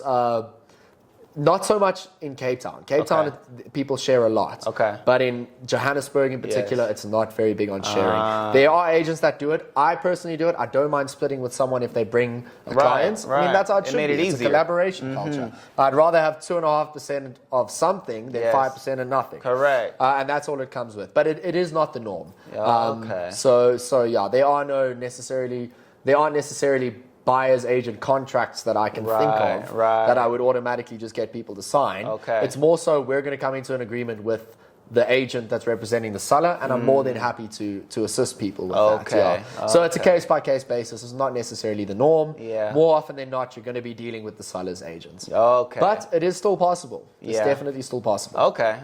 Yeah, I mean, because like you said, in the States as well, they split the commission, and usually it's like 6%, so each one gets 3. Yeah. And it's rare that an agent can sell a home, right, in the States where the person that's buying it isn't represented by an agent, which in that case, they would get the full 6. Yes. Because they could, and essentially be on both sides. But then there's that conflict of interest that also plays into it. So, I mean, it's interesting. When you have your buyer's agent, they can go for you, right? They can try to get the price down a little bit. I personally think we should have buyer's agents, because at the end of the day, if you have people that are serious about buying, there should be someone representing them that deals with this all the time. All these costs that I just told you about, you wouldn't have known. No. You wouldn't have known. So it makes sense to have a single point of contact to do it. So look, I think we are heading that way. I think we're just a bit behind. Okay. I think it should definitely be that way. It's not necessarily that way, but I think it will be. It makes sense. Okay. It's the only route that I can see is sustainable. I like it. I love it. And now, as I am starting to see these various homes and the prices that they are at, I've started to praise the people that are living in them, because I realize it's not just the cost of the home, but there's taxes as well, multiple taxes that goes into them even stepping foot in their home with their keys. And so, hey, now I'm starting looking at people differently because of the money that they have. That's it's the hidden cost. However, I know you're a busy man, Mike, and so obviously I appreciate you. I thank you for sharing your insight, your information and experience with us all, as I know it will make us better shoppers, more informed buyers, and equipped with the information to not only feel comfortable about either renting or purchasing, but now we're aware of the things that we should ask questions about, or the different things that are different on this side as opposed to, stateside or whatever country people are coming from. So in it all, what are ways that people can get in contact with you? What are the ways and the services that you provide? And how could they experience the goodness of Mike in person as we get to? Perfect. Yeah, no, I appreciate that. Yeah. So the best way to get in contact with me is probably, well, there's a couple of ways. I have an Instagram account at MikePetro98. Okay. You can definitely contact me through there. Yeah. My email address is mike@mikepetro.co.za. That's probably the best way to go about doing it. I'll respond to all of that. Those are my personal stuff, so I can at least, be on top of all of that. Yeah.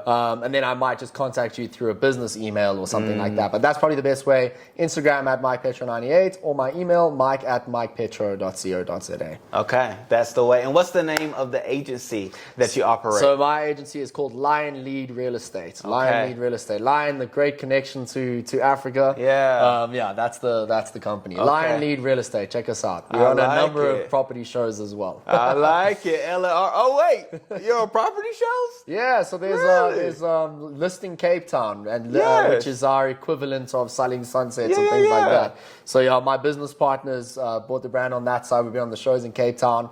We are looking at bringing more shows that I'm being interviewed for currently. Wow. And it looks like, we're just a bit behind you guys, but we're there. We're there. Right. No, I love it. And I'm in the presence of greatness, right? I'm in the presence of South Africa's Ryan Sturhan, right? And all that to say, I'm excited for where you'll grow, all the countries that you'll step foot in, the properties that you'll sell, the penthouses, right, that you'll sell in the Leonardo, right? Mike's going to be the one to sell the 3-floor penthouse in the Leonardo. That's my belief, and that's something that I would love to see. Just give us the cost, right? We talked about it from looking at one apartment building to the other. What's the cost of that penthouse in the Leonardo? So according to their original plans, assuming that all continues, we're looking at about 240 to 250 million rand. 250 million rand. Yeah. For a 3-story penthouse in the Leonardo, the top 3 floors, only under the rooftop restaurant and Situate Pavilion, I'm gonna call it, in the building. He's the guy, right? If you want to buy the property, he's the guy. He could get you in, but as well, even help you furnish it and interior design it and things like that. He has that capability as well. However, there's so many things that Mike can do for you and allowing for your home stay or your rental stay to be what you desire it to be. So all in all, again, another great person that we've had the privilege and the honor of meeting here in South Africa, in which there are so many, and I'm excited that we get in contact with them through these conversations, through these videos, and as well as you reach out to him. So all that to say, thank you again, Mike. I appreciate it. And hey, you know who to contact when you're trying to find a space, a place, a home, or somewhere to invest in. Mike's your guy, as he is our guy. We stand by him, and we'll stand with him, not only here in South Africa, but hopefully in the other countries that we'll find ourselves in. Dubai's the next stop. Oh, really? Check out Dubai. Okay. Well, hey, that's somewhere Rain talks about often that she wants to go to, right? It's Durban and Dubai. I don't know how she connects the two, but she thinks we could go from Durban to Dubai. So, hey, maybe we'll see Mike in Dubai. But in it all, with it all, we thank you all. We love you all. And until next podcast, peace.